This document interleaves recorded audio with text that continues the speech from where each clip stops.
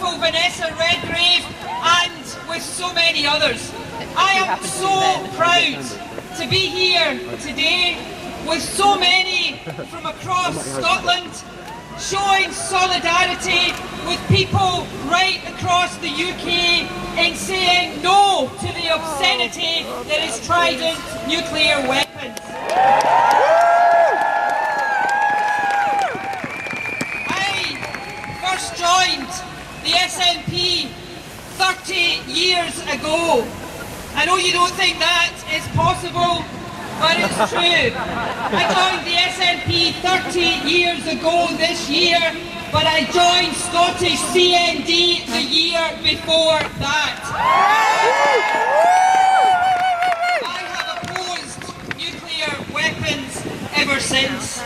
And this year, perhaps, the decision will come about whether or not the UK should renew the Trident nuclear system.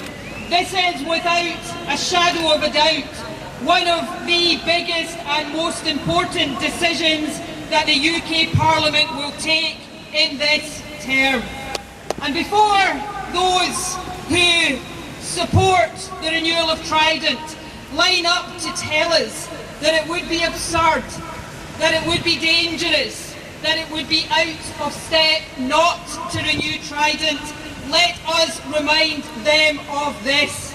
The vast, overwhelming majority of countries the world over do not have nuclear weapons.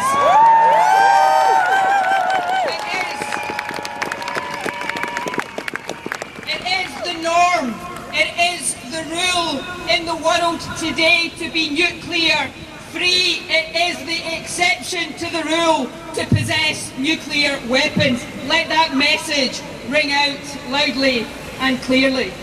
I think there are many, many reasons to oppose the renewal of Trident, indeed to demand the scrapping of Trident.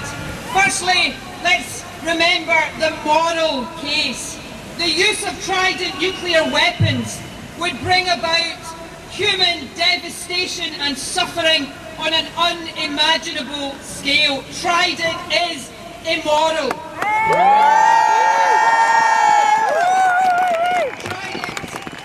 is also impractical in the modern world. Even the UK government has downgraded the risk of weapons proliferation compared to other risks that we face in the world, from terrorism to natural disasters and public health hazards. Trident does not protect us from any one of those risks. And then there is the financial obscenity.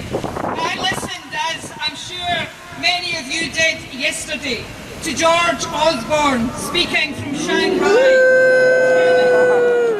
telling all of us that we had to brace ourselves for more austerity cuts. Well, let me offer up a cut.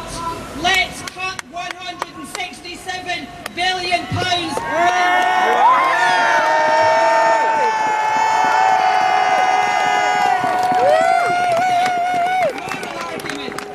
is the practical argument, there is the financial argument. I would so much rather see those billions of pounds spent on conventional forces, on health, on education, on giving our children the best start in life.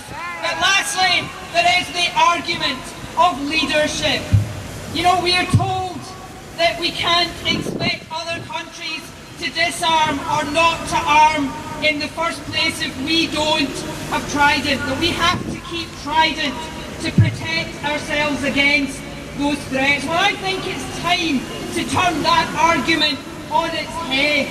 How can we expect to persuade other countries to disarm or not to arm if we continually send the message that we think our security depends on nuclear weapons? That argument is nonsensical. So let us send the message loudly and clearly from London today. You know, the Tories right now prevaricate over the timing of the decision in the House of Commons. I'm told that they're worried that those of us who have elections in May might choose to make Trident an election issue. Well, let me say to you, as leader of the SNP, you bet we will be making Trident.